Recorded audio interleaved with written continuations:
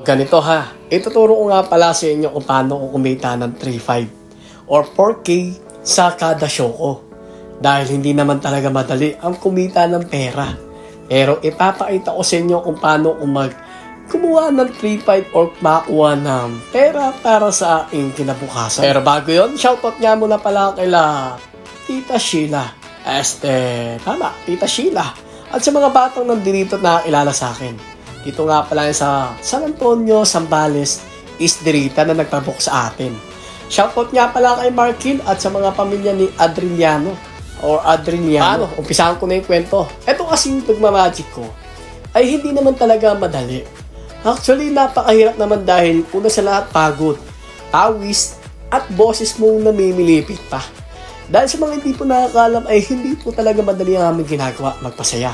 Dahil sa amin, ay talaga namang kami nalulungkot din sa aming sarili. Kaya naman sariling sikap ko. Hindi kasi ako umaasa sa mga magulang at sa mga kapatid ko. Dahil ako rin naman ang bubuhay sa sarili ko, sa magiging pamilya ko, sa magiging anak at mga magiging asawa ko. Isang asawa lang pala, sorry. Pero syempre, shoutout nga pala sa dalawang batang to na napakagilo kung paano sila maglaro. Kaya naman, sarap. Aray ko siya. So yun lang naman yung mga ginagawa ko kada show ko. Nagmamagic, nagbibigay ng kasya sa mga bata. Hindi naman ganun kadali. Pero okay lang din naman dahil nakapagpasaya tayo. Sa kabila ng ating maraming problema, ay nagbibigay tayo ng ngiti sa kanila dahil ito na talaga yung trabaho namin. Dahil wala naman tutulong sa akin kundi sarili ko lamang. Kung may aasahan man ako, si Lord God or si Jesus. Sa kanya lang naman kasi ako lumalapit. At syempre, shoutout nga pala kay Sir JM, tsaka sa kapatid or ading ni Mark Hill. Shoutout nga pala sa inyo. Maraming salamat nga pala sa pagkuha kay Potpot or Potpot TV. O siya, sa mga gusto pa nga pala kumuha ng magician, pwede kayo magpabook sa akin or mag-message or mag-PM. Para kay papaano, may book namin kayo na mas maaga.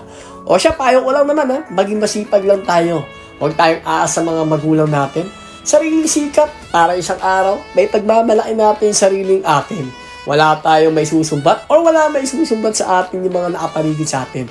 Huwag natin pakialaman yung sarili or mga kapaligiran natin. Basta sa atin, focus lang tayo sa ating mga ginagawa. Dahil wala rin naman ang maikinabang dyan kundi ikaw lang. Na ikaw ang gumawa ng sarili mong pangarap. O paano? Ako nga pala si Potpot. Hanggang dito na lang nga ang kwento. Hanggang sa muli.